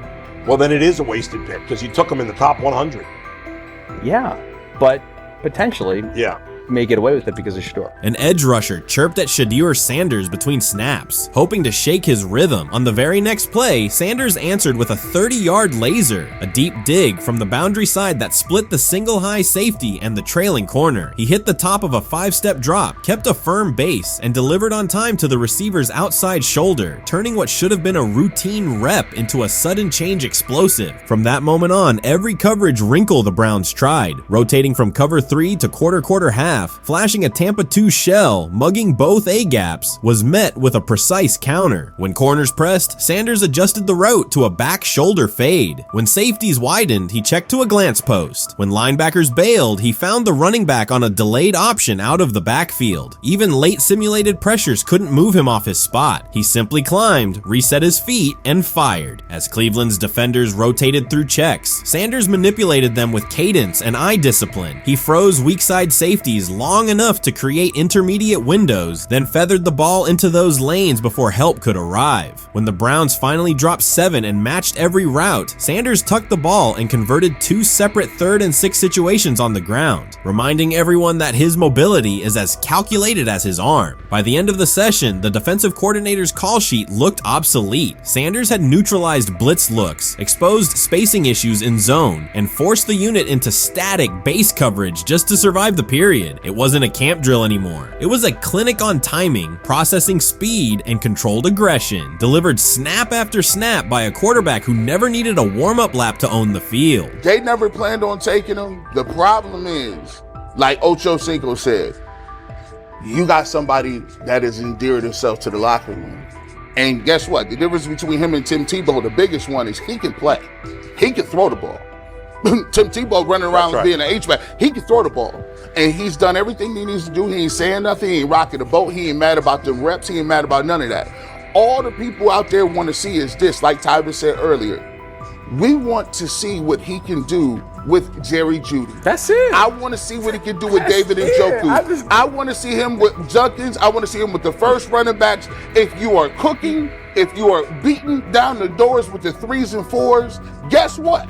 You deserve more. From the first team period on, Cleveland's secondary looked a step slow. A deep third safety hesitated on a post-snap rotation, leaving Shedeur Sanders free to climb the pocket and fire a 22-yard out that arrived before the defender could plant and drive. The supporting cast around him, players fighting for roster spots, not Pro Bowl invites, benefited from his command. Sanders used tempo to control the defensive front, altered protections at the line, and located throwing lanes so quickly that one receiver didn't register the catch until he crossed the goal line. As the Browns tried new personnel groups, coverage busts multiplied. Starters slipped out for hamstring stretches while rookies rotated in, only to find the ball arriving on their blind side before they'd completed a midpoint squeeze. On a later 3rd and long, Cleveland finally closed the interior rush lanes, compressing the pocket with 3 defenders. Sanders pivoted through the traffic, stepped into a narrow escape window, and without resetting his shoulders, whipped a no-look pass to the boundary curl for a fresh set of downs. The throw turned a potential sack into an explosive play and left the coaching staff scrambling for answers. The people who are fascinated by Shedeur for whatever reason, whether it's his play, I guess last year was kind of fun. If you're just like a guy who grew up like loving Deion Sanders and passed that love on down to your kids, I can see why you're like that. The one thing I will give them is you're looking at this quarterback room. If you're a fan of Shedeur and say, why can't he go beat Dillon Gabriel or Joe Flacco or Kenny Pickett? So I do understand that part of it, right? Because why not? Why couldn't he be a Brown starter in October or November? That looks like a quarterback room where everyone will get a chance to start. Shedeur is lighting it up in practice every day. You're not even a half bit curious to see what he could do with the ones. That makes no sense. And then on top of all of that, you got players going on podcasts and talking to people in the media saying this guy is really good. Like, this guy is legit. So even your peers respect you enough. How is it that the coaches can't see that? It always starts with the players, where the players like, hey, you see that? You seen that pass he threw? The Cleveland Browns were taken by surprise when quarterback Shedeur Sanders stepped in for first-team snaps, asserting control of the drill and instantly highlighting deficiencies across the rest of the room. His confident command forced coaches to pause practice clips, reevaluate progressions, and consider immediate adjustments to the depth chart. Within minutes, discussions spread throughout the facility and online forums as fans weighed what Sanders' showing means for the current starters. The organization now faces an urgent, data-driven decision on whether Sanders should move up permanently. Shedeur Sanders arrived at Browns practice, took several first-team reps, and the entire quarterback group immediately felt the pressure. Coaches erased the whiteboard and reviewed their plans. Staff members exchanged concerned comments, and observers began asking whether Sanders was positioned to assume a larger role. Tony, every year we see at least 1 to 2 teams. They were in last place in their division the year before. No one thought they'd be good, and then they were good. It almost seems like no one's even assuming the Browns can be that, but we see it happen every year. And I get the quarterback stuff, but correct me if I'm wrong, Tony. The Browns are trying to run the football, play good defense, not turn the ball over in the passing game, and try and take advantage when they can, correct? That's what they're trying to do. That was the 2020 offense. The Cleveland Browns are still searching for stability at quarterback. Deshaun Watson is yet to deliver consistent starter-level production that justifies his contract, and each game renews doubts about whether he can regain peak form. Behind him, rookie Dorian Thompson-Robinson shows promise but remains inexperienced and unpolished. Coaches are evaluating alternatives each week and may need to adjust the depth chart if progress stalls. The roster around them is built to contend now, so ongoing uncertainty under center is increasingly costly. As we talk about, we do believe in best player available. We do believe in positional value, and we didn't necessarily expect him to be available in the 5th round, and so we love adding competition to every position room and adding him to compete with the guys that are already in there. We felt like that was the appropriate thing to do. The Browns quarterback group is unsettled. Deshaun Watson has yet to provide the reliable, high-level play his contract demands, while rookie Dorian Thompson-Robinson remains promising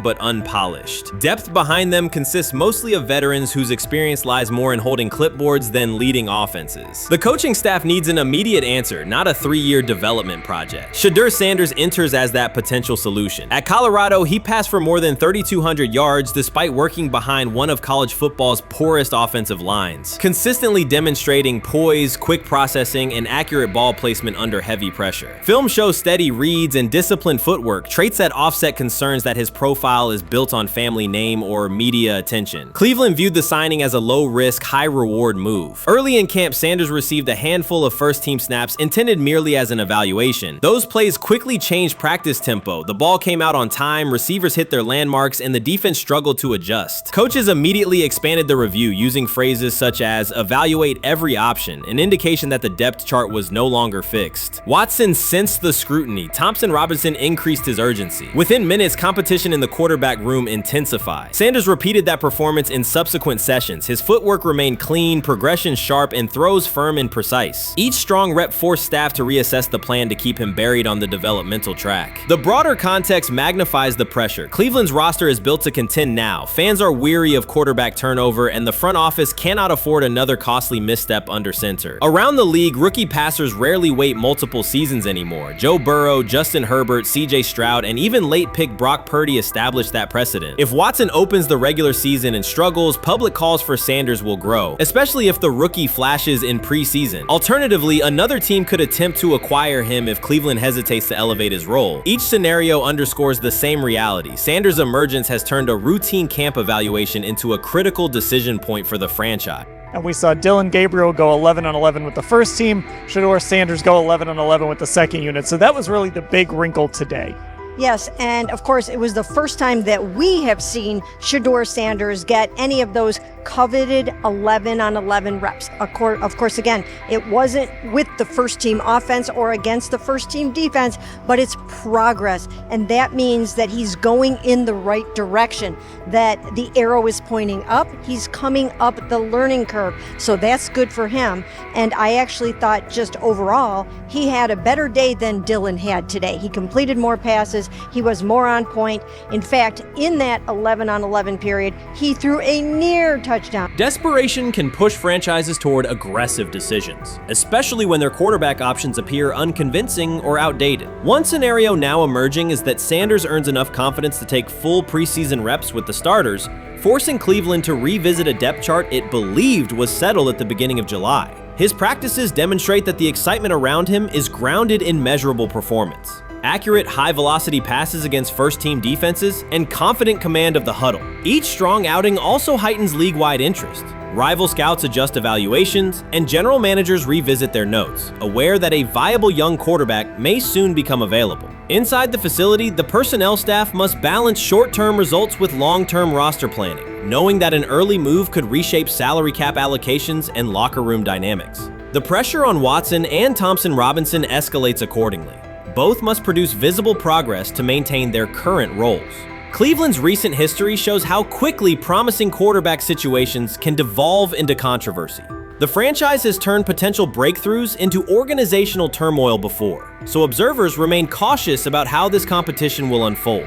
The rumors have ended. The decision is public. Cleveland Browns owner Jimmy Haslam has informed every level of the organization that unless an unforeseen injury intervenes, Shedeur Sanders will start at quarterback in Week 1. The announcement is not an informal suggestion or a quiet push in the background. It is a direct order. Multiple independent reports, amplified most visibly by Colin Cowherd, confirm that Haslam delivered the directive himself. From the owner's viewpoint, the logic is simple. No one else on the roster offers the same combination of talent, leadership, and long-term upside. Joe Flacco is approaching the twilight of his career. Kenny Pickett has shown flashes but remains inconsistent. Dillon Gabriel, taken in the third round, is a developmental project. By contrast, Haslam believes Sanders can alter the franchise's trajectory immediately, and he refuses to allow internal hesitation to stall that possibility. The standoff traces back to April. General manager Andrew Berry and head coach Kevin Stefanski entered the draft wanting a low-profile prospect who would fit quietly into the existing depth chart. They prioritized scheme familiarity, modest public attention,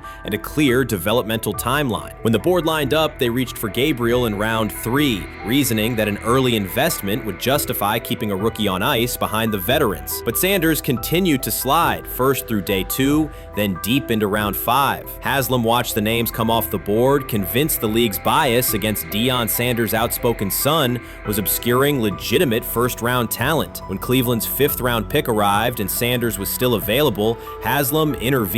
He did more than approve the choice. He overrode the original plan, making it clear that the organization would select Sanders and give him every chance to compete. From that moment on, the Browns' internal narrative splintered into 2 camps, those ready to accelerate around their owner's vision and those still trying to protect their original approach. Once rookie minicamp began, Sanders erased much of the speculation. He commanded huddles, processed coverages quickly, and delivered throws with anticipation that belied his draft slot. Teammates noted his willingness to accept blame for missed timing, then correct the error without dramatics. While Flacco and Pickett split most first-team reps, Sanders treated limited opportunities as full-speed auditions. During organized team activities, he identified blitz looks, redirected protections, and consistently found his second read when the primary route was covered. More than one defensive veteran told local reporters that Sanders looks like the best arm in the building. That assessment forced Barry and Stefanski to reevaluate their timetable. They could no longer label Sanders a long-term project without contradicting on-field evidence. Drafting Gabriel 2 rounds earlier had provided the staff an excuse to slow roll Sanders' ascent.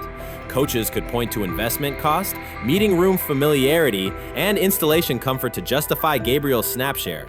Yet each practice rep in which Sanders outperformed the third rounder weakened that shield. Behind closed doors, position coaches began requesting more Sanders film for cut-ups, and offensive assistants quietly shifted meeting questions toward concepts the rookie already executed well. By mid-June, Barry himself started describing Sanders not as a developmental asset, but as a competitive option.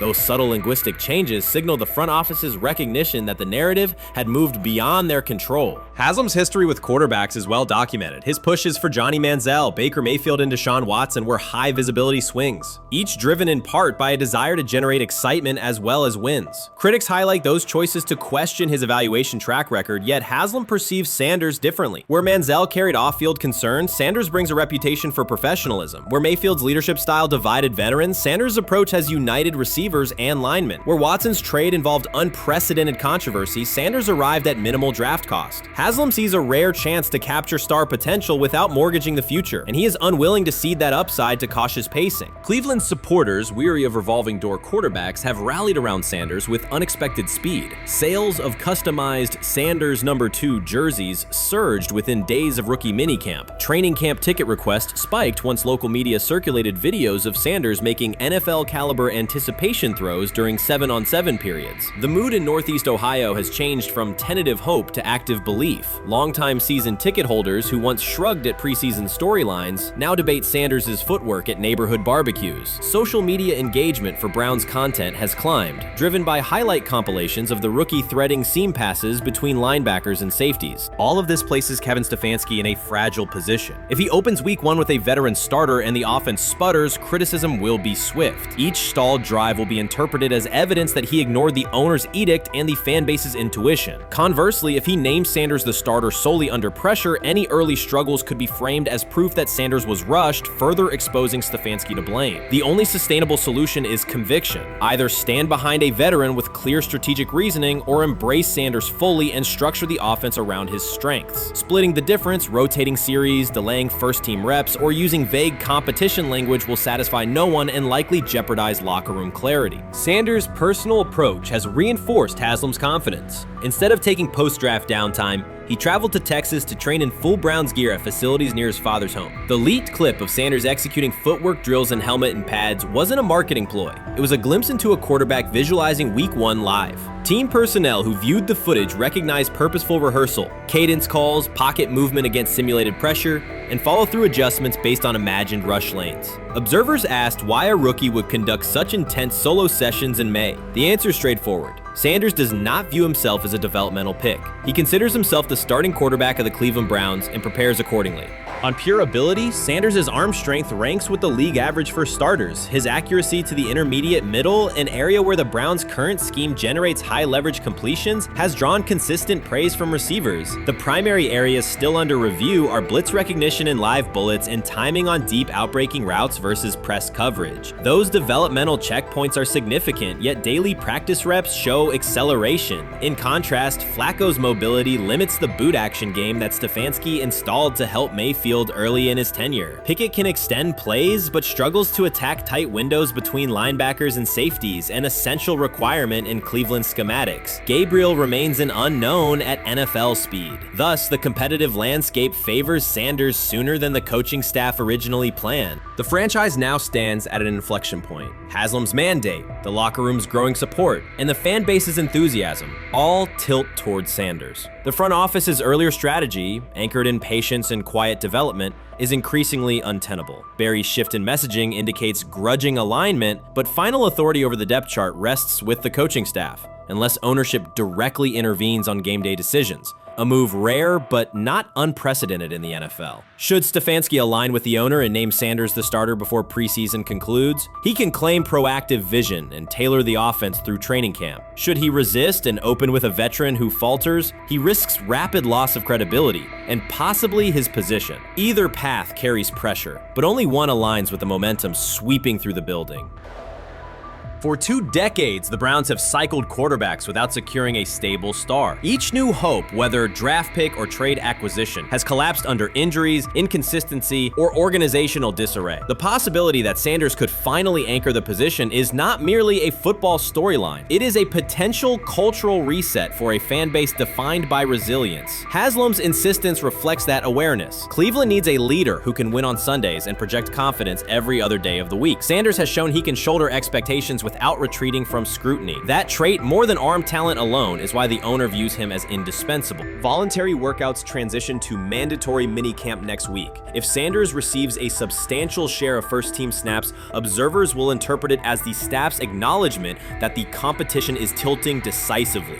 A public declaration may not follow immediately, but every rep allocation is a signal. If, however, the staff continues funneling most top unit snaps to Flacco or Pickett, tension will escalate. Local media will question the evaluation process. National analysts will debate the merits of letting a rookie learn through live action versus controlled practice. Inside the facility, players will recognize any disconnect between performance and opportunity, and unity could fray. The Browns have reached a decisive moment. Shedeur Sanders has demonstrated the skill, poise, and work ethic to justify starting in Week 1. Jimmy Haslam has publicly positioned him as the future, and by implication the present of the franchise. Kevin Stefanski and Andrew Berry must either endorse that vision or brace for the consequences of delaying it. For Cleveland fans, the significance is clear. A legitimate chance to exit the cycle of quarterback uncertainty and rally behind a signal caller capable of commanding the field and galvanizing the city. Whether that opportunity is seized promptly or postponed will define the Browns' 2025 season and likely the tenure of the decision makers involved. Watson says he has been mentoring Shedeur Sanders at the quarterback position.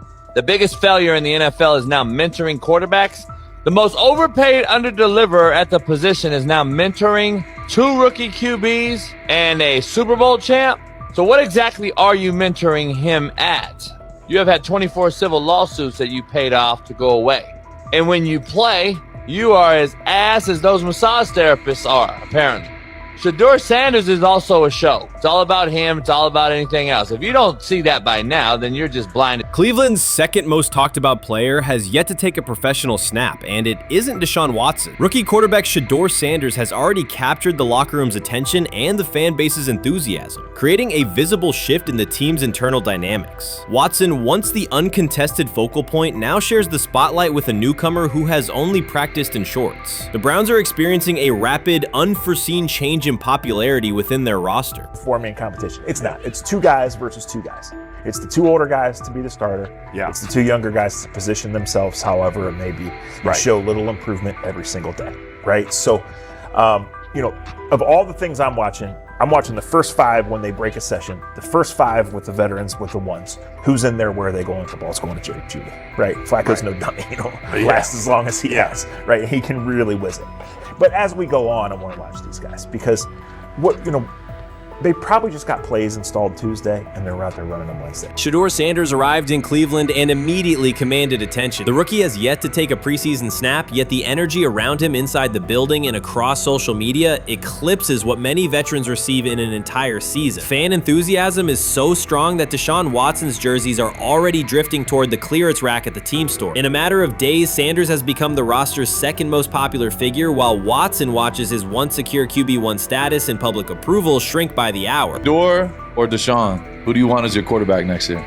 Honestly, Shedeur. I love Deshaun though. Like, I don't understand all the hate for Deshaun. You get hurt and you get booed, bro. That's foul. That might be the foulest I ever seen. The Browns' social media staff posted a single candid photo of rookie quarterback Shedeur Sanders releasing a warm-up throw, and the response was immediate and overwhelming. Fans saturated timelines with edits of themselves alongside him, while Deshaun Watson's routine practice reps drew comparatively little notice. Although an official Sanders jersey has not been released, unauthorized versions are already moving at a pace that exceeds merchandise sales for several other AFC North teams. The surge in interest marks one of the most intense fan reactions Cleveland has experienced in recent memory. The excitement surrounding Shedeur also triggers a wave of criticism. Veteran analysts, anchored in a 1980s mindset, question whether his style will translate into lasting success. They focus on his NIL earnings, social media presence, and visible confidence, arguing that the image overshadows substance. To them, outward self-assurance appears to be a distraction rather than a competitive asset. Even a simple smile or brief display of personality is cited as evidence that he lacks the measured discipline they expect from a starting quarterback. Critics claim Shedeur Sanders is notable only because of his father overlooking the performance he delivered at Colorado. Many of those same observers ignored the Buffaloes until Deion Sanders made national headlines, yet they now question whether his son has earned the attention. They want rookies to keep quiet, carry clipboards, and wait 2 seasons before challenging for a starting role. Sanders is disregarding that script from the moment he arrived. His presence has already turned Cleveland's quarterback discussion into a genuine 2-man competition before a single preseason snap. Deshaun Watson maintains publicly that the situation does not concern him, but it is hard to believe the pressure is not real. A fully guaranteed contract protects his paycheck, not his standing in the locker room. Sanders, meanwhile, is translating charisma and early momentum into tangible influence with teammates, coaches, and fans, reshaping expectations for who will lead the Browns on opening day.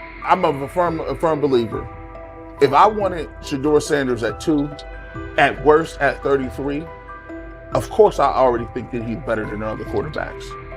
Because that's the type of talent, that's where I would have picked him at. And if he was at 2 or 33, and he still had the same exact skill set, we would be talking about him starting and playing. Right. Well, there'd only be 3 quarterbacks. It'd be 3 not quarterbacks, 4. not 4. Yeah. But since he moved to the 5th round, that's cool. They might have to go along with it. But to me, I think if you ask who got the best tools, I'm going with Shedeur. Shedeur Sanders has not taken a single professional snap, yet discussion about him has split NFL social media into 2 camps. One side already argues he should start immediately. The other worries about what that means for veteran quarterbacks like Deshaun Watson. Reporters now line the perimeter of Browns camp, scrutinizing every inconsistency in Watson's spiral and every precise throw from Sanders during drills. Each well-placed pass is clipped, posted to TikTok, and captioned as evidence of a future QB1. Cleveland is no stranger to quarterback drama, but this situation is different. Rather than cycling through another unproven starter, the franchise is dealing with a rookie who entered with more polish, public attention, and perceived readiness than most first-year players. Fans chant Sanders' name before he has appeared in a preseason game, while the established starter works to maintain his relevance. The atmosphere is not yet a full controversy, it is a countdown. Traditional analysts insist on the importance of experience and respecting the process, yet Sanders is progressing on the timeline set by the supporters who already view him as the next leader of the offense.